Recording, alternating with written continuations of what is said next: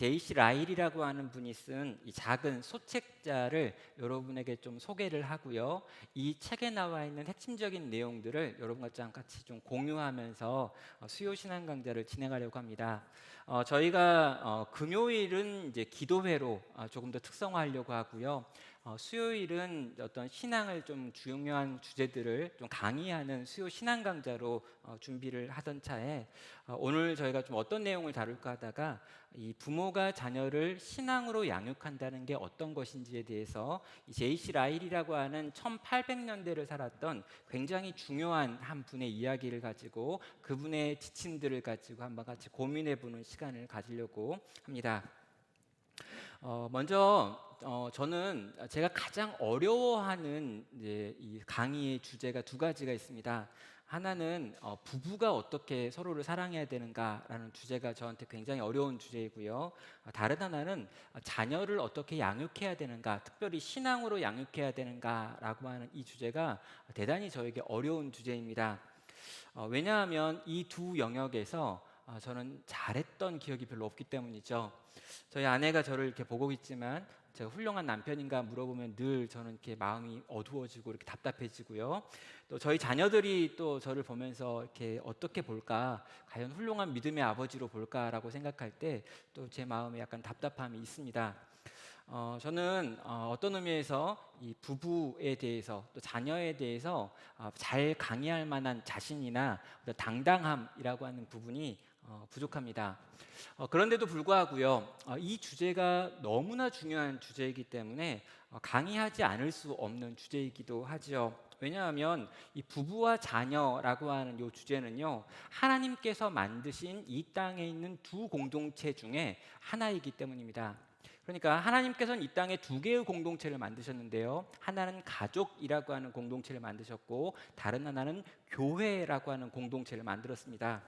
늘 교회에 대한 이야기는 많이 하고요, 교회에 대해서는 뭐 책도 쓰기도 했고요, 또 열심히 교회에 대해서 할 말이 많이 있습니다. 그런데 하나님께서 이 땅에 만드신 또 다른 공동체 하나가 가족이기 때문에요, 이 가족과 관계 속에서 어떻게 신앙으로 양육할지 또 함께 살아갈지에 대한 주제는 너무나 중요한 주제고, 성경은 이 주제에 대해서도 대단히 말을 많이 하고 있다는 것입니다.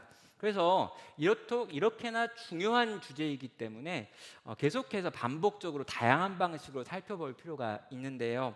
이 부모의 의무라고 하는 이 제이스 라일의 책은요, 1800년대에 있었던 영국 성공의 주교인 다섯 자녀를 키웠고요, 다섯 자녀를 잘 키워낸, 그리고 86세라고 하는 굉장히 긴 세월을 살았던 한 이제 이 성공의 어떤 이 목사님이 우리에게 남겨준 책입니다. 이 부모의 의무라고 하는 이 책 아주 얇은 책이니까요, 틈나면 한번 읽어보셔도 좋을 것 같고요.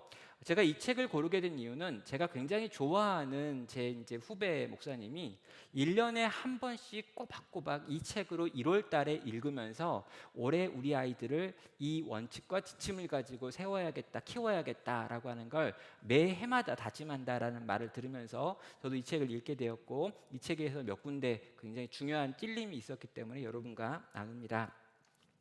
제이씨 라일이 좀 궁금할 수 있을 것 같아서 사진을 여러분 강의 안에도 집어넣었는데요. 제이씨 라일 한번 사진 보여주시면 이런 스타일의 분이십니다.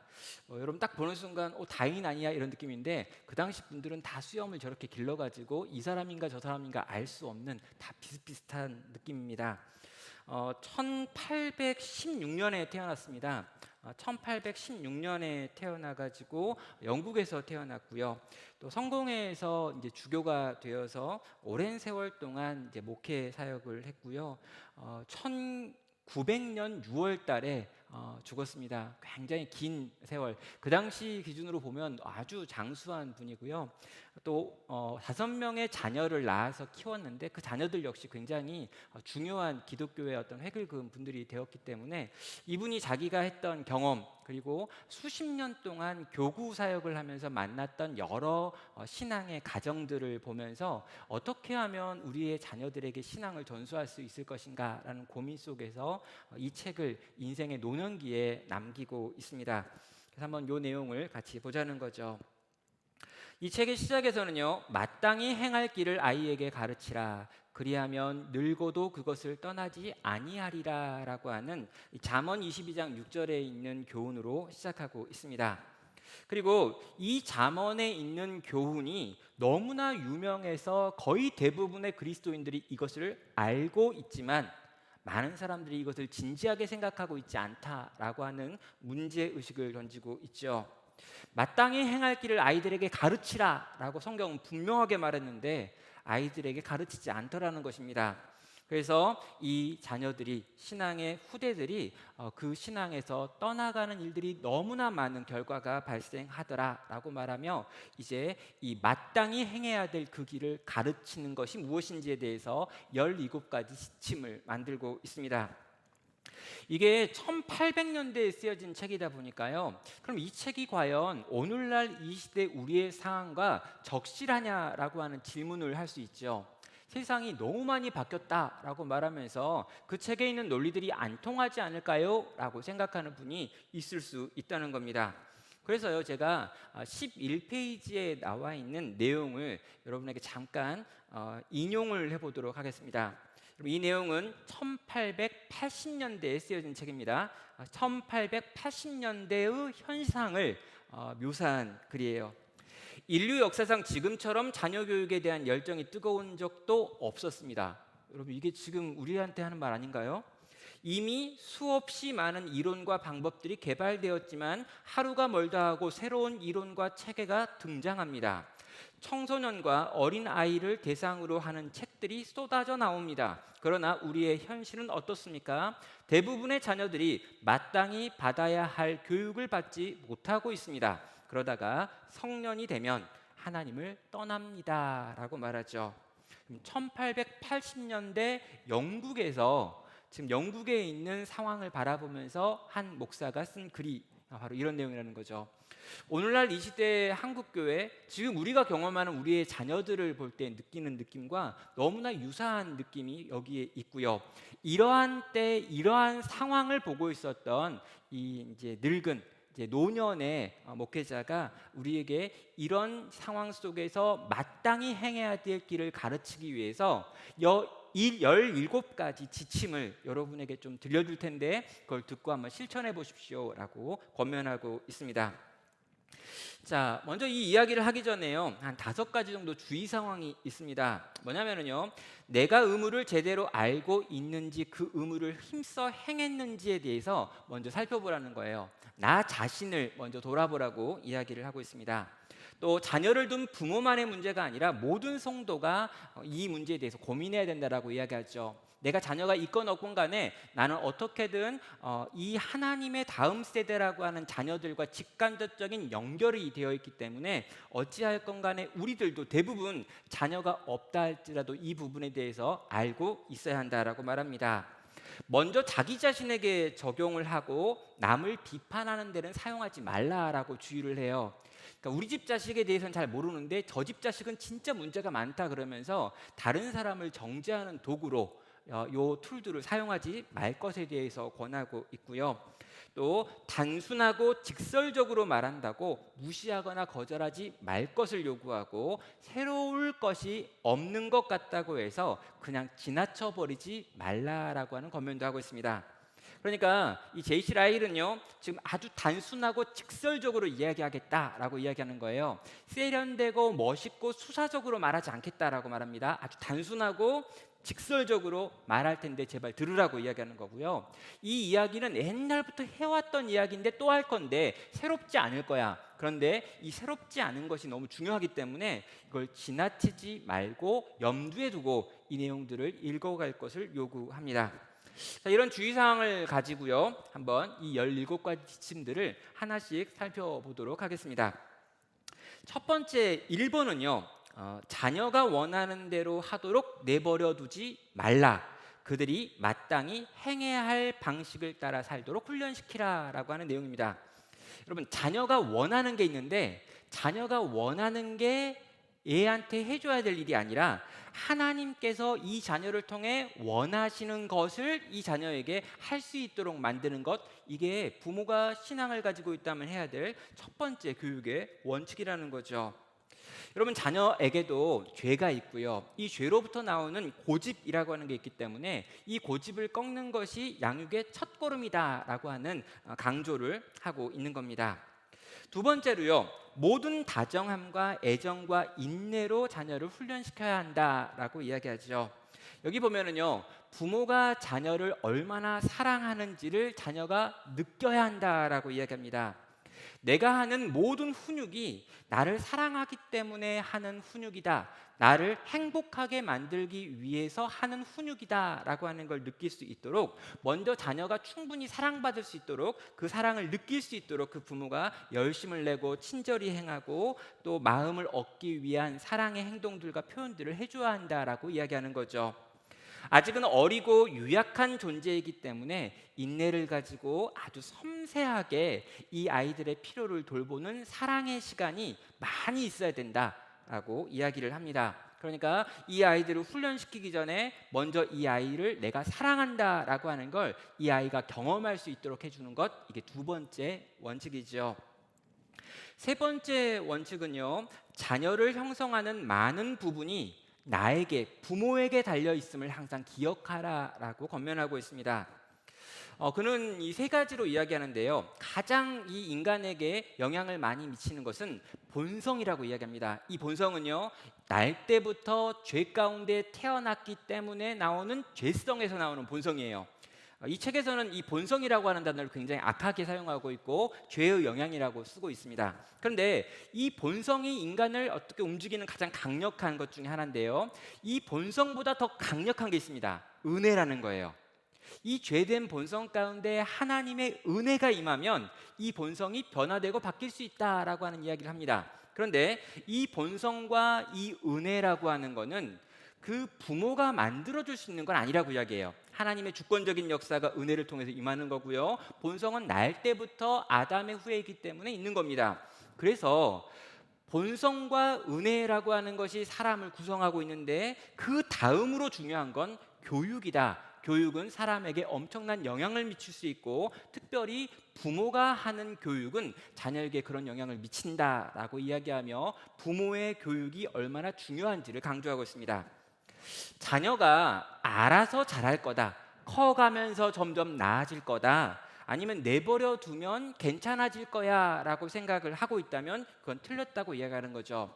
우리가 사용할 수 있는 모든 방법을 동원해 가지고 이 자녀에게 영향을 미치는 교육을 해야 된다, 교육의 주체가 바로 부모인 너희다 라고 하는 이야기를 하면서 이 교육에서 물러서지 말 것을 요구하는 것입니다.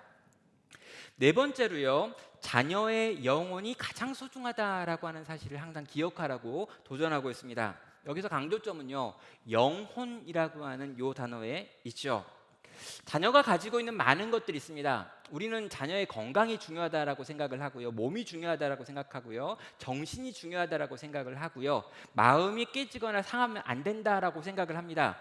인간을 구성하고 있는 여러 가지가 있고 자녀 안에도 여러 가지 구성 요소도 있는 거예요. 그런데 지금 이 라일은 하고 싶은 말이 뭐냐면, 이 자녀의 영혼이라고 하는 것이 있는데 이 영혼은 영원한 거있기 때문에 영원토록 그 아이의 인생을 결정하는 것은 영혼이기 때문에 이 영혼의 문제가 가장 중요하다는 이 우선순위가 부모에게 있어야 한다는 거죠. 그래서 부모는요, 자녀를 양육하는 과정 속에서 내가 어떻게 하면 내 자녀의 영혼에 더 나은 영향을 미칠 수 있을까라고 하는 질문을 끊임없이 던져야 한다고 합니다. 물론 이 자녀를 바라보면서 부모는 수없이 많은 질문을 던지겠죠. 이 아이의 건강을 위해서, 이 아이의 마음을 위해서, 이 아이의 학업을 위해서, 진로를 위해서 어떻게 도와줄까라는 고민들을 하고요, 그런 질문들에 대한 답변들을 하면서 이 아이를 양육합니다. 그런데 그런 질문들보다 더 중요한 가장 근본적인 질문이 있는데 그건 이 자녀의 영혼이라는 거죠. 이 영혼이 더 나은 상태가 되기 위하여 내가 뭘 해줄 수 있을까? 뭘 가르칠까? 뭘 함께 할까라고 하는 질문이 가장 기본적인 질문이어야 한다라고 권하고 있는 것입니다. 요즘 시대에는 그런 게 중요하지 않다라고 하는 시대다라고 이야기해요. 여러분, 1800년대에도요 자녀를 바라보면서 영혼보다 더 중요한 게 많다라고 가르치는 분위기와 시류가 있었습니다. 오늘날 이 시대는 더 심하죠. 우리 자녀들을 바라볼 때 어떻게 바라보는가?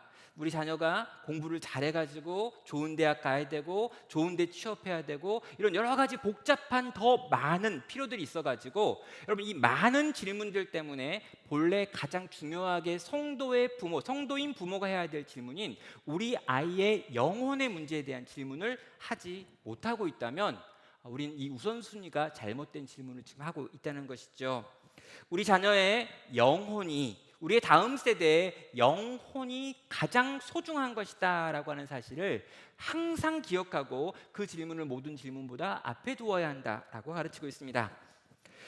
그 다음으로는요, 성경을 아는 자녀로 키워야 한다라고 하는 이야기를 하고 있습니다. 벌써 5번째인데요, 이 성경을 아는 자녀로 키운다. 자녀들에게 날마다 성경을 먹여야 한다라고 이야기하고 있습니다. 여러분 성경을 아는 것이 바른 신앙의 토대가 되기 때문인 거죠. 또 성경을 아는 것이 모든 지식 중에 최고의 지식이다라고 하는 걸 끊임없이 강조해 줘야 되고요.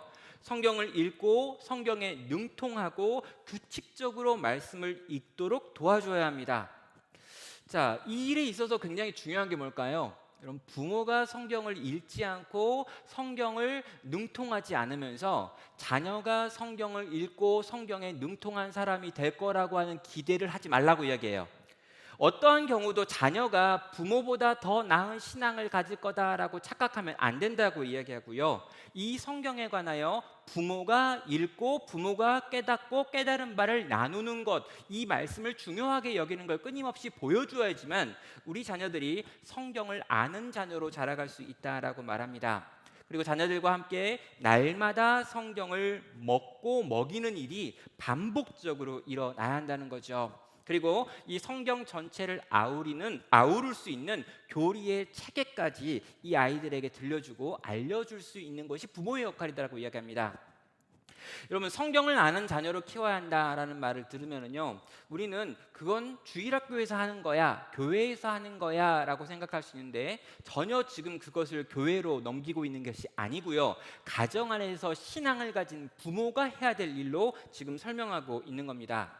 성경을 잘 아는 자녀로 키워야 합니다. 그래서 이 책에서 나오는 이야기를 보면은요, 아이가 입을 열고 하는 많은 이야기 대부분이 성경에서 나온 이야기였다라고 가르치고 있습니다. 그러니까 이 아이가 태어나서 자라는 과정에서 성경에 대한 얘기를 많이 들려줘가지고 이 아이의 사고의 많은 부분을 이 성경이 차지하고 있어서 입을 열고 성경의 이야기를 하는 것이 너무나 익숙한 자녀로 키워야 한다라고 이야기를 하는 거죠.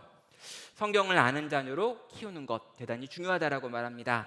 그 다음에요, 기도하는 습관을 들이도록 해야 한다라고 가르치고 있습니다. 벌써 6번째인데요, 여러분 기도가 영적 성장을 가능하게 한다라고 하는 건 다 알고 있는 이야기입니다. 기도하지 않는다면 잘할 수 없다, 기도가 영혼의 호흡이다라고 우리는 대부분 알고 있죠. 그런데 이렇게 중요하다라고 하는 이 기도를 우리 자녀들에게 가르쳐 주어야 되고, 이 중요한 기도를 내가 하는 것을 보여주어야 되고요, 또 이것을 가지고 계속해서 기도할 수 있고 함께 기도하는 모임들을 만들어서 우리 가정에서 기도해야 한다는 거예요. 그래서 부모가 가지고 있는 권위와 능력을 다 사용해 가지고 자녀가 기도하는 습관을 들일 수 있도록 훈련시키라, 도우라라고 이야기합니다. 여러분 이 말이 무슨 말인가 책에 들어가면은요, 애들은 기본적으로 기도하기 싫어한대요. 그래가지고 애들이 기도하기 싫어하기 때문에 기도 시간에 도망가려고 할 때 부모가 아주 강하게 잡아가지고 권위 있게 기도의 시간을 지키고 함께 기도할 수 있도록 돕고 만드는 일에 힘써야 한다라고 이야기하는 거죠. 아마도 지금 이제 이 제이스 라일이 이야기하고 있는 걸 보면요, 이 사춘기라고 하는 걸 좀 이렇게 감안하지 않은 이제 표현 같아요. 그래서 아마 이 초등학교 정도의 아이들을 감안한 것 같고요. 근데 보니까 이 사춘기라는 표현도 좀 독특한 표현인 것 같은데, 이 시기에는 사춘기라고 하는 것이 실제로 가정 안에서 별로 의미가 없었고 분류가 되지도 않았던 때인 것 같습니다. 그래가지고 부모가 권위를 가지고 기도하라라고 말할 때 실제로 기도할 수밖에 없었고, 기도를 거부하러 도망가는 일하고 붙들어서 함께 기도하고 나중에 보면 훈육과 같은 방법을 통해서라도 어찌하였건 간에 하나님과 소통하는 호흡인 기도를 유지할 수 있도록 도울 것에 대하여 말하고 있습니다. 자, 여기까지 내용을 간단하게 이제 좀 요약하는 거가 일곱 번째 이제 말인데요. 이 일곱 번째 원칙이 뭐냐면 은혜의 방편에 부지런히 규칙적으로 참여하는 습관을 갖도록 훈련시키십시오라고 하는 표현이 나와 있습니다. 여기 있는 이 은혜의 방편에 참여하도록 만들어라라고 하는 건데요. 이 은혜의 방편이라고 돼 있어 좀 이렇게 오해할 수 있는데요. 이게 신앙 공동체가 만든 여러 가지 모임에 이 아이를 참여시켜라라고 하는 표현입니다. 그러니까 말씀과 기도, 또 말씀과 기도와 성례라고 하는 것이 은혜의 방편인데, 이 은혜의 방편이라고 하는 것이 신앙 공동체, 교회 공동체 안에 있는데, 이런 공동체의 모임 가운데로 이 아이들을 데리고 가서 그 은혜의 방편을 계속해서 경험할 수 있도록 도우라라고 하는 걸로 이해하시면 되겠습니다. 함께 예배하는 것을요, 당연한 것이라고 여기게 해야 되고요, 빠지지 않고 은혜의 방편에 참여할 수 있도록 훈련해 주어야 되고요, 성실하게 참여하는 것 그 자체가 굉장히 중요한 거다라고도 이야기합니다. 그러니까 우리 자녀가 아주 어린데 아주 어린 자녀를 교회 굳이 데리고 갈 필요가 있을까? 설교를 이해할까? 거기서 기도하고 있는데 그 기도를 따라하는 게 무슨 의미가 있을까라고 생각을 하면서 자녀들을 데리고 오지 않고 참여시키지 않는 경우들이 있는데, 아니라는 거예요. 그 아이가 그 모임에 참여하는 것 자체 안에서도 그 아이의 영혼 가운데 하나님께서 은혜를 부어주실 수 있다라고 이야기합니다. 그리고 제이씨 라일은요, 자기가 봤던 케이스들 이야기하는데 3살짜리가 하나님의 은혜를 체험하고 그 앞에 회개하고 돌이키는 이야기를 들려주고 있죠. 그러니까 여기서 나오는 3살은 우리가 말하는 한 5살이나 4살 정도 될 것 같은데요, 요 정도 나이면 하나님의 은혜를 체험할 수 있대요. 그것도 대예배 시간에 말씀을 듣고 기도하는 가운데, 영아부 예배나 유치부 예배가 아니라 대예배 시간에 엄마와 함께 예배드리다가 은혜를 체험해가지고 회심하는 역사가 5살짜리들한테 나타날 수 있다, 이렇게 이야기하면서 어찌하였건 간에 은혜의 방편이 임하고 있는 그런 모임과 장소에 아이들 데리고 가서 함께 누리고 함께 경험하게 하라는 거죠. 저는 이런 부분에 있어서 이제 점점 더 우리가 이렇게 세대를 구분해 가지고, 또 어떤 게 하나님께서 우리 가운데 은혜를 주신다고 하지만 이 자리는 네 자리가 아니고 이 자리는 우리 자리고 이렇게 분류해 버렸던 것이 많은데, 실제로 많은 이들이 함께 모여가지고 함께하는 뭐 새벽 기도회라든가 이런 특별한 모임 가운데 자녀와 함께하는 이런 일들이 자녀의 영혼에 깊이 새겨질 수 있는 하나님의 은혜가 부어지는 통로가 될 수도 있다라고도 설명할 수도 있는 것 같습니다. 이제 좀 더 이제 신앙적인 부분 말고요, 어떤 생활의 습관에 관련된 부분들로 8번부터는 이어지고 있습니다. 부모의 말을 믿고 따르도록 해야 한다라고 말합니다. 이게요, 신앙 교육을 한다고 했는데 신앙 교육의 원칙 중에 하나가 부모 말을 듣고 잘 따르고 순종할 수 있도록 해야 된다라고 말하는데, 이건 또 무슨 말일까요? 부모의 말을 듣고 믿고 신뢰하도록 훈련시키라라고 도전하고 있습니다. 그러면서 하는 말이 뭐냐면, 이해가 되지 않는다 할지라도 일단 부모가 말했다면 그 말에 대해서 예라고 대답하게 만들어야 된다라고 가르치고 있어요. 자, 이유가 뭐냐면요, 그 당시 사회가 벌써 이성주의로 넘어가고 있었던 사회입니다. 서구 사회가 이성주의로 넘어가면서요, 이 인과관계가 굉장히 중요해지고 논리적으로 설명하는 것이 굉장히 중요해졌어요. 그래가지고 부모가 뭘 말했는데 그때부터 처음 왜요라고 하는 질문이 나타나기 시작한 겁니다. 그전에는 부모가 말하면 예라고 대답했는데 이제부터는 왜요라고 질문하고 내가 이해해야 되겠다라고 하는 말들이 나오기 시작한 거죠. 그런데 부모가 어떤 주제를 가지고, 특별히 영적인 주제를 가지고 말했을 때 그것이 나에게 이해가 되지 않는다 할지라도 일단 예, 알겠습니다라고 대답하는 훈련이 되어야 한다라고 말해요. 모든 것이 이해가 되어야지만 움직이겠다라고 하는 태도는 지극히 자기중심적인 태도다라고 이야기하고 있습니다. 모든 게 내 머리로 이해되어야지만 나는 움직일 수 있다라고 말하는 건 내가 내 인생의 주인이라는 거죠. 그래서 그 권위를 자기 안에 두는 행동이기 때문에 부모가 권위를 가지고 무언가에 대하여 말하면 그 앞에서 일단 예라고 하는 순종, 그리고 믿음으로 반응할 것에 대해서 훈련시키는 것이 신앙교육에 있어서 중요하다라고 이야기합니다. 또 순종하는 습관을 갖도록 해야 합니다라고 말하죠. 자녀가 진정 행복하기를 바란다면 자유보다는 순종을 가르쳐야 합니다라고 말합니다. 물론 그 시대가 가지고 있는 특성이 있습니다. 이제 자녀들을 자유롭게 풀어줘야 된다. 정말 이 자녀들이 이제 자기의 생각을 가지고 자기의 뜻을 펼치고 마음대로 살 수 있도록 해야 된다라고 하는 사조가 만들어지고 교육학 이론이 만들어져 있던 그때에 아니다라고 주장을 하는 거예요. 일단 순종하는 습관을 만들어야 된다. 자유보다 순종이 먼저 배워야 될 덕목이다라고 이야기하면서 자녀를 그렇게 양육하고 훈련시키라고 이야기합니다. 왜냐하면 부모에게 순종하는 것이 곧 하늘에 계신 우리 아버지에게 순종하는 것과 연결되어지기 때문이다라고 설명을 하는 거죠. 부모에게 순종하는 것이 하늘에 있는 아버지에게 연결되는데, 부모에게 순종하는 법을 배우지 않고 부모의 말로부터 자유로운 사람이 되겠다라고 하면서 이후에 하나님의 말씀과 그 뜻에서 자유롭게 살려고 하는 인간들이 만들어지니까, 이 부모에게 순종함으로 하나님께 순종하는 걸 배울 수 있도록 자녀들을 양육할 때 순종을 훈련시켜라 라고 도전하고 있습니다. 그런 다음에 항상 진실만을 말하도록 훈련하십시오라고 도전하고 있죠. 자녀들을 키울 때 너는 입을 열어 말할 때 진실을 이야기해야 된다. 그리고 거짓을 말하거나 회피하려고 하거나 변명하거나 과장을 사용하려고 할 때 그 모든 것들에 대하여 지적하고 분명하게 정직하게 세상 속에서 반응해야 된다라고 가르치라고 합니다.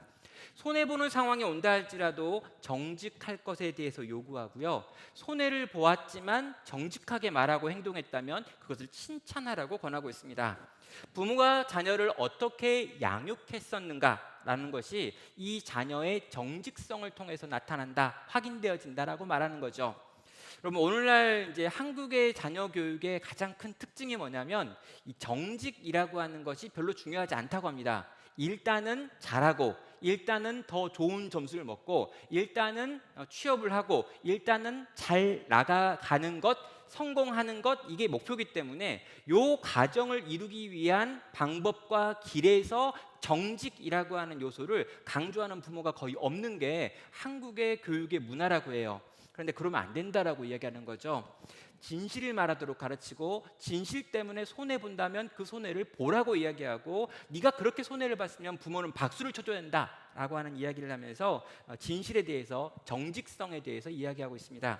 이건 하나님의 백성이 이 땅에서 가져야 될 굉장히 중요한 특성을 지금부터 가르치는 거죠. 하나님은 하나님의 말씀으로 이 땅 가운데 일하시기 때문에 성도인 우리가 입을 열어 하는 말 역시 정직해야 합니다. 그런데 이 말이 어렸을 때부터 이 부정직한 것들로 훈련되어진다면 회피하고 변명하고 과장하고, 이건요 적극적인 거짓말이 아니라 소극적인 거짓말인데, 이런 방식으로 적극적이지 않건 진실을 말하지 않는 연습과 훈련들이 되어진 자녀들은 하나님의 뜻을 드러내고 보여줄 만한 자녀로 자랄 수 없다라고 이야기하는 거죠. 그 다음에요, 항상 세월을 아끼는 습관을 갖도록 훈련시켜야 된다라고 말합니다. 게으름은 마귀가 들어오는 문이다라고 설명하고요, 수많은 죄가 게으름을 통해서 들어온다라고 가르칩니다. 시간이 얼마나 소중한지를 가르쳐주고요, 그 시간을 잘 활용할 수 있도록 본을 보여라라고 이야기합니다. 이 말이 제일 이제 믿음을 가진 부모들이 어려운 말이에요. 가르치라 또 혼내라 이런 건 잘할 수 있거든요. 근데 본을 보이라라고 말하면요, 갑자기 마음이 좀 어려워지면서 내가 본을, 정말 어렵습니다. 근데 자녀들은 우리가 하는 말보다 실제로 우리가 어떻게 사는지를 보고 그걸 따라가기 때문에 게으름이라고 하는 삶의 방식에 관하여 부모가 본을 보여주심으로 이 아이들이 게으름에 빠지지 않도록 도와야 한다라고도 권하고 있습니다. 이제 몇 가지 안 남았는데요, 자녀를 훈련한다 하면서도 너무 관대한 것이 아닌지 항상 돌아볼 것에 대해서 말하고 있습니다. 그러니까 자녀를 훈련하고 있다, 나는 지금 잘 키우고 있어 라고 하지만 아이의 잘못된 행동이나 이런 것들을 보면서 바로잡는 것을 미루는 일들이 있는지 돌아보라는 거죠. 자녀와 정말 기쁜 관계, 즐거운 관계, 재밌는 관계를 선택하기보다는 정말 유익한 관계가 돼야 된다라고 말하고 있습니다. 또 자녀가 어떠한 부분에서 잘못된 것을 요구할 때 그것에 대해서 거부하기도 해야 되고요. 불순종하면 그 불순종의 결과가 반드시 벌이다라고 하는 것을 가르쳐 주어야 하고 경험하게 해줘야 된다고 말합니다. 그러니까 이 부모와의 관계 속에서 부모의 어떤 말에 자녀가 불순종할 때 그냥 넘어가면은요, 하나님의 말씀에 불순종해도 하나님이 그냥 넘어가실 거다라고 하는 생각을 할 수 있기 때문에 부모와 자식 관계 안에서도 부모의 말에 자녀가 순종하는 것, 또 불순종했을 때 그에 대한 책벌이 있는 것, 이런 부분들이 하나님과 관계랑 연결되는 부분이기 때문에 부모는 자녀를 보고 어떠한 경우에 책망해야 되고 분명하게 지적해야 된다, 엄하게 다룰 때 엄하게 다뤄야 한다라고 말하고 있습니다. 또 하나님께서 그분의 자녀를 어떻게 훈련하시는지를 항상 기억하면서 자녀들을 훈련하십시오라고 말합니다. 자녀들에게 해가 되는 것은 허락하면 안 된다라고 이야기하고요. 하나님께서 자녀인 우리가 원하는 모든 것을 주지 않으므로 우리를 훈련시키고 계신다라고 하는 걸 늘 기억해야 된다라고 말하죠. 이건 이제 기도의 응답과 연결되는 부분입니다. 자녀들이 우리에게 무언가를 요구했는데요, 그 요구한 것이 자녀들에게 진정 유익한 것이 아니라면 그것에 대해 주지 않아야 된다는 거죠. 자녀들이 지금 하나님께서 우리를 어떻게 양육하셨는지를 보면서 내가 요구했지만 하나님이 주지 않으심으로 나를 훈련시켰던 걸 기억하면서 우리의 자녀들도 그렇게 훈련해야 된다. 때로는 좋은 약이 입에 쓸 수 있는 것처럼 자녀들에게 좋은 약을 먹여야 될 것에 대해서 요구하고 있습니다. 예, 이제 거의 다 왔나요? 예, 17개나 되니까 꽤 많긴 한 것 같습니다. 예, 이 17개를요 이렇게 표로 만들어 가지고 자기 이렇게 책상에 붙이고 이걸 가지고 끊임없이 자기를 돌아보고 자녀들을 양육할 때 이런 원칙들을 기억하면서 양육하는데 이 표를 쓰라고 라일은 이야기하고 있습니다. 부모로서 모범을 보여야 한다라고 14번째에서 이야기하죠. 자녀가 가장 닮고 싶은 사람이 부모여야 되고요, 닮아야 하는 사람이 부모여야 한다라고 말하고 있습니다. 우리가 자녀의 본보기다라고 하는 걸 잊지 말아라라고 이야기하죠. 우리의 가르침이나 우리의 설득이나 우리의 지혜로운 말이나 유익한 충고들이 자녀들에게 기억되지 않을 것이다라고 이야기하는데요, 우리가 살았던 삶의 본보기는 우리의 자녀들에게 기억된다라고 말하고 있습니다. 자녀들에게 있어서 부모가 누구인지 또 어떻게 살았는지라고 하는 것은 가장 강력하게 각인되어지는 것이기 때문에 부모의 삶이 자녀들에게 각인될 때 어떻게 각인되는가, 우리는 그렇게 살아야 한다라고 말하는 거죠. 예, 이제 3가지 정도 남은 것 같은데요, 15번째를 보면은요, 죄가 얼마나 강력한지 항상 잊지 말아라라고 하는 이야기를 합니다. 우리의 자녀가 깨끗하고 순결하다라고 하는 착각을 하면 안 된다라고 이야기합니다. 악한 데는요 아주 빠르고요, 선한 데는 굉장히 느린 것, 이게 인간이고요, 인간이 날 때부터 가지고 태어난 본성이다라고 이야기하죠. 그래서 이 아이를 잘 훈련시키는 건 대단히 어려운 일이고요, 한순간에 미끄러지는 건 너무나 쉬운 일이다라고 하는 거예요. 그래서 긴장하라라고 하는 의미로 이 이야기를 하고 있습니다. 죄가 얼마나 강력한지 항상 잊지 않아야 한다. 왜냐하면 이 죄는 끊임없이 우리의 자녀들을 자기로 끌어가려고 하고 본성으로 끌고 가려고 하고 있기 때문에 부모가 깨어서 파수꾼이 되어 이 싸움을 싸우지 않으면 언제 끌려갈지 모른다. 죄는 굉장히 빠르게 우리를 끌고 가고 선한 대로 이끄는 건 대단히 어려운 일이다라고 이야기하면서 죄에 대한 경각심을 부모가 끊임없이 가지고 있어야 되고 우리의 자녀들에게도 이 죄에 대한 경각심을 끊임없이 가질 수 있도록 도와야 한다라고 말하고 있습니다. 우리의 자녀들도 또 우리도 본성상 부패한 본성이 여전히 있고 죄된 육신의 소욕이 여전히 우리를 끌고 가고 있다는 걸 기억하는 것, 이것이 이 싸움에서 우리를 지킬 수 있는 방법이다라고 이야기하죠. 자, 이제 2가지입니다. 성경의 약속을 항상 기억하도록 자녀를 훈련하십시오라고 말합니다. 여기 나와 있는 성경의 약속이라고 되어 있는 부분은요, 하나님의 심판의 날에 대한 성경의 기록을 의미하는 것 같습니다. 심판날에 믿음으로 양육된 자녀들은 반드시 신앙의 부모에게 감사하게 될 것이다 라고 말하고 있죠. 여러분, 우리의 자녀들이요 언젠가 하나님의 심판대 앞에 서게 될 것입니다. 그런데 이 심판대 앞에 서게 되는 그 자녀들이요 이 자라나는 과정에서 믿음의 부모가 믿음을 가르치기 위해서 나게 했던 것들에 대하여 막 그 화도 나고 짜증도 부리고 정말 그 구시대적이다라고 뭐 이야기하고 불만과 불평을 막 이야기하지만, 막상 심판날이 되어서 하나님의 심판대 앞에서 자기의 믿음 있음이 드러나서 하나님께서 영원한 생명으로 옮기시는 그 영원한 때에 믿음을 가진 부모가 열심을 다해 믿음으로 자기를 양육했던 것에 대하여 기뻐하며 감사하며 감격할 것이다 라고 하는 이야기를 하면서, 믿음으로 부모는 이 길을 계속 가야 한다라고 권하고 있습니다. 여러분, 이제 믿음을 가진 부모가요, 자녀를 신앙 안에서 양육하는 이 과정이 결코 쉽지 않다라고 하는 걸 라일은 이미 5명을 키워보니까 알았던 거죠. 그리고 많은 성도들을 돌보는 과정에서 신앙을 가지고 자녀를 키우는 과정이 쉽지도 않고, 그 과정에서 자녀들과 관계가 굉장히 힘들 수도 있고 다양한 문제들이 일어난다는 걸 알았던 거예요. 그래서 뒷부분으로 가면서 요 이야기를 하고 있는 거죠. 그러나 그 자녀가 심판날 하나님의 심판대 앞에 서서 생명으로 넘겨져 가는 걸 스스로 경험할 때, 그때는 그 부모에게 감사하게 될 터이니 수고하고 노력하고 흘렸던 그 모든 눈물과 그 모든 것들은 절대로 헛되지 않는다라고 하면서 부모들에게 이 신앙의 양육을 계속해서 갈 것을 요구하는 내용이 여기에 있는 겁니다. 마지막 17번째입니다. 바른 자녀 양육을 위한 노력에 하나님께서 복 주시기를 쉬지 말고 기도하십시오라고 권하고 있습니다. 제가 보기에 가장 감동적인 구절이 17번째 나와 있는 요 구절입니다. 왜냐면요, 내가 열심히 노력하고요, 내가 최선을 다했는데 그 자식이, 그럼 내가 보기에 이 거듭나지 않은 것 같고 나의 신앙 교육에 반항을 하고 튕겨져 나가는 것 같은 때를 우리는 경험할 수 있습니다. 저는요, 믿음을 가진 부모가 최선을 다하여 자녀를 양육했음에도 불구하고 지금 그 자녀가 신앙 가운데 들어와 있지 않는 경우를 우리 교회 안에서도 많이 보고요, 또 제가 알고 있는 굉장히 좋은 분들의 속에서도 만나고 볼 때가 있습니다.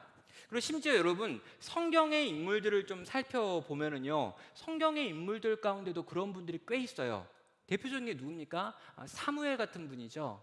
최고의 선지자였고 최고의 사사였고 이스라엘의 왕정을 시작하게 만드는 위대한 인물인데도 불구하고 그 자녀들은 그 아버지와 닮지 않았다는 이유로 제사장으로 사사로 세워지지 못하는 것들을 보게 되죠.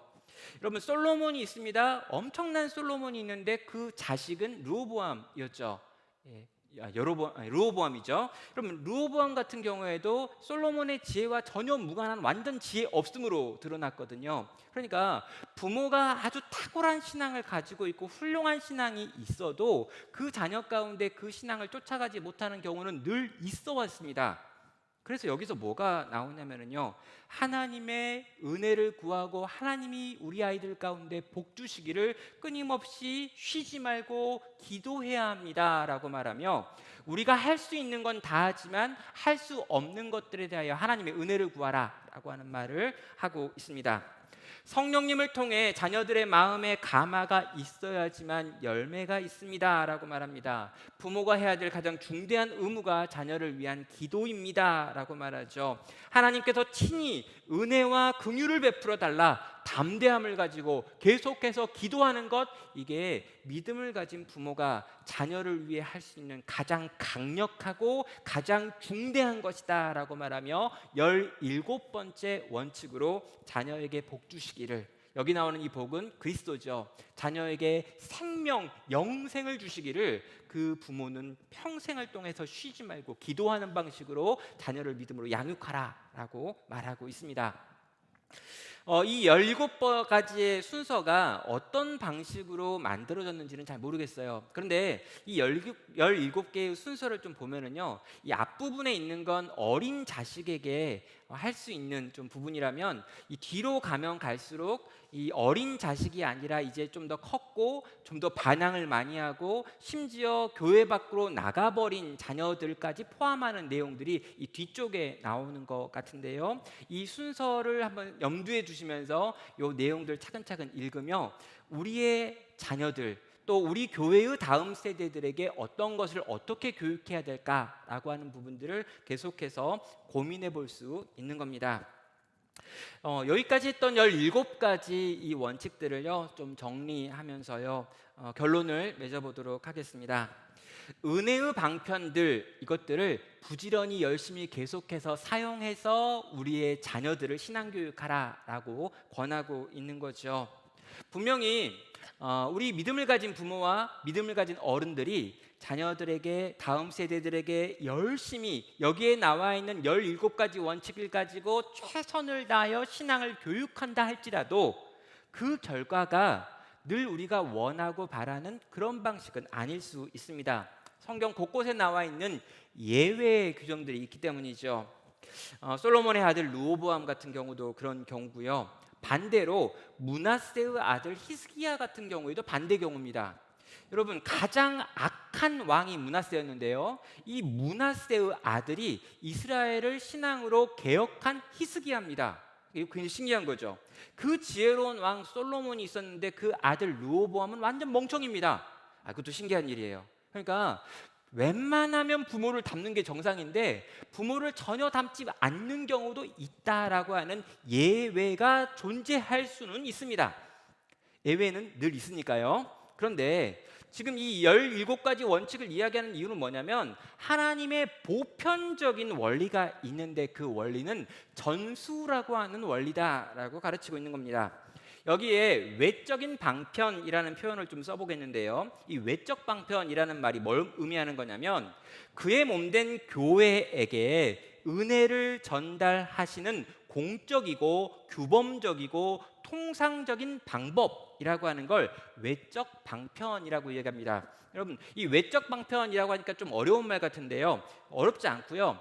이게 하나님의 교회가 있어요. 하나님의 성도들이 여기 있습니다. 이 성도들에게 아주 공적으로 또 규범이 될 게 있게 통상적으로, 그러니까 누구라도 내가 주님의 몸된 교회 안에 속해 있다면 여기에 나와 있는 이 원칙들을 가지고 성실하게 열심을 내어 하기만 하면 당연히 마땅히 은혜를 받는, 대부분의 사람들이 은혜를 보편적으로 받을 수 있는 것, 이게 외적 방편입니다.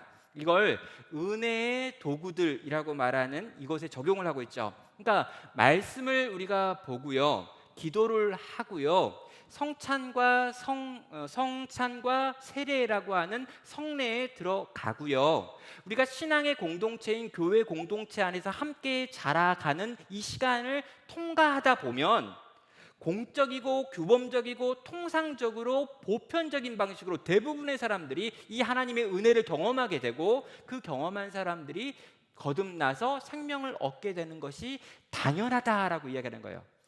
그런 의미에서 외적 방편이라고 하는 이야기를 합니다. 그러니까 모든 사람이 다 구원받는 건 아니지만 대부분의 사람들은 이것들을 차근차근 잘 사용하면, 성실하게 이것들을 쓰면 거듭나고 구원 받을 수 있다라고 하는 의미에서 이것들을 쓰는 거죠. 그래서 부모는 어떻게 해야 된다고요? 이 은혜의 방편들, 이 외적 방편들을 소중하게 여기고요, 이것들을 가지고 자녀들을 잘 양육하면 된다는 거예요. 말씀을 먼저 내가 읽고 깨닫고 경험하고 가르치는 겁니다. 내가 기도하고 자녀와 함께 기도하는 겁니다. 유아 세례를 주는 것, 입교를 하는 것, 또 함께 성찬에 참여하는 것, 함께 예배 공동체와 예배를 드리는 걸 귀하게 여기고 이 예배 가운데 데리고 와서 함께 이 시간들을 누리는 거죠. 이런 보편적인 것들을 열심히 할 때 하나님의 은혜가 이 아이 가운데 임해서 이 아이의 영혼을 거듭나게 하는 역사를 만든다. 그래서 가정에서 신앙교육을 잘 받은 아이들이 이 신앙 안에서 거듭나게 되고 그 신앙을 유지하게 되고 그 신앙에서 계속해서 자라갈 수밖에 없다라고 이야기하면서 부모들을 향해서 지금 도전하고 있는 겁니다.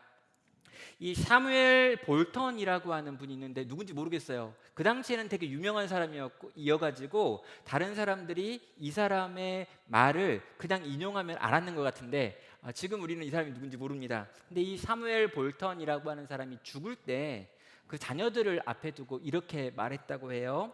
너희 중 한 사람도 그리스도의 재판정 앞에서 거듭나지 못한 사람으로 나를 대면할 일이 없는 것 같구나라고 이렇게 기뻐하면서 그 자녀들 앞에서 이제 운명을 다했다고 이야기합니다. 그러니까 자녀들을 바라보면서 너희 중에 한 명도 거듭나지 않은 사람이 없구나라고 이야기하고 기쁨으로 죽었다는 거죠. 예, 우리가 우리의 자녀들을 양육하고 신앙으로 키우고 우리의 다음 세대를 돌보고 또 우리 자라나는 세대를 바라보면서 신앙으로 양육할 때 우리가 애쓰고 수고한 그 모든 것들에 대한 마지막에 해야 할 수 있는 말이 그렇게 열심히 수고했더니 내 자녀들 중에 내가 신앙으로 낳은 내 자녀들 가운데 아무도 거듭나지 못한 사람이 없구나라고 이야기하면서 죽을 수 있다면 그것이 얼마나 영광스러운가라고 하는 말을 하고 있습니다. 결론적으로 몇 가지 도전을 하고 있죠. 자녀들에게 마땅히 행할 바를 가르치라. 예, 잠언에서 했던 이 말을 반복하고 있습니다. 그러면 그가 늙어서도 그 자리를 떠나지 않을 것이다 라고 말하고 있죠. 사랑하는 성도 여러분, 이 일을 우리가 해야 합니다. 정말 이 일을 위하여 가장 먼저 해야 될 건요, 우리가 우리 자신의 영혼을 귀하게 여기는 거예요. 우리 자신의 영혼이 너무너무 소중하고 이 영혼이 소중하기 때문에 우리의 자녀들의 영혼도 소중하다라고 생각을 해야 한다는 거죠. 자, 그리고요, 하나님께서 이 영혼이 거듭나지 않은 상태에 있는 자녀들에 대해서 이 자녀들이 지금 멸망을 향해 가고 있는 중이다라고 하는 긴장도 해야 한다라고 말하고 있습니다. 그러니까 정말 아직 거듭나지 않은 영혼, 우리 자녀가 만약 그런 상태라면 그 상태의 영혼이 그대로 흘러가면 정말 하나님의 분노와 심판 가운데 들어가도록 지금 이제 가고 있는 거기 때문에 이 일에 대하여 내가 이 아이를 믿음으로 훈련시키고 거듭남을 위해 돕고 은혜가 부어지길 위해 기도하는 이 일이 아주 긴박한 일이다라고 하는 걸 기억할 필요가 있다라고 권하고 있습니다. 그래서 세 가지 정도로 마지막에 도전을 하지요. 자녀를 불 가운데서 건지기 위해서 우리가 할 수 있는 최선을 다하라라고 말하고 있습니다. 지금 자녀가 불 가운데 있다라고 하는 거예요. 아직 생명 안에 들어와 있지 않는 상태라면. 그래서 최선을 다하라라고 이야기하고요. 가능한 우리가 사용할 수 있는 모든 수단을 다 동원해라라고 이야기합니다. 여러분, 우리가 우리 자녀들의 입시를 위해서 굉장히 많은 걸 투자하고요. 우리 자녀들의 건강을 위해서 굉장히 열심히 먹이고 뭐 하는 것들을 막 합니다. 그런데 우리 자녀들의 영혼을 위해서도 그만큼이나 최선을 다해서 열심을 다해서 모든 수단을 동원해서 움직여야 한다라고 말하고 있죠. 그리고 마지막 세 번째가요, 성령 하나님께서 우리 자녀들에게 은혜 베푸시기를 간구하라라고 말합니다. 왜냐하면 구원은 여전히 하나님께 속한 것이니까요. 우리가 열심을 다하고 수고하고 애쓰는 것 중요한데 구원은 결국에 하나님이 하시는 일이기에 그 모든 수고를 다하고 하나님의 은혜를 구하는 기도의 사람이 되어 우리의 자녀들에게 생명이 생겨나기를, 믿음 안에서 믿음으로 태어나 자라는 거듭난 성도가 되기를 구하면서 이렇게 키워가야 한다라고 도전하고 있습니다. 예, 제이시 라헬이 쓴 부모의 의무라고 하는 책인데요. 그냥 읽으면 한 2시간 정도면 아마 읽으실 수 있을 것 같고, 주의 깊게 읽으면 한 4시간 정도 읽으시면 밑줄을 그어가면서 이 내용들 차근차근 읽을 수 있으십니다. 그 내용을 짧게 제가 정리를 했고요. 이 내용을 가지고 정말 우리의 자녀들의 신앙에 대해서, 그리고 우리의 다음 세대들은 과연 어떻게 자라야 할지에 대해서 좀 같이 고민하시고 함께 씨름하시는 우리 믿음을 가진 부모님들 되시기를 바라고요. 또 내가 지금 당장의 부모는 아니라 할지라도 내가 영적인 부모가 되어서 많은 죽어가는 영혼들을 살리고 키우고 양육해야 될 책임이 있다는 걸 기억하면서 우리가 이 영혼의 구원, 이 영혼의 문제를 도울 수 있는 그런 영적인 아비가, 영적인 어미가 되기를, 그리고 이 일을 위하여 힘쓰고 동시에 기도하는 사람이 되기를 함께 결단하는 우리 나눔교회 모든 성도님 되시기를 주의 이름으로 축원합니다. 이 시간 우리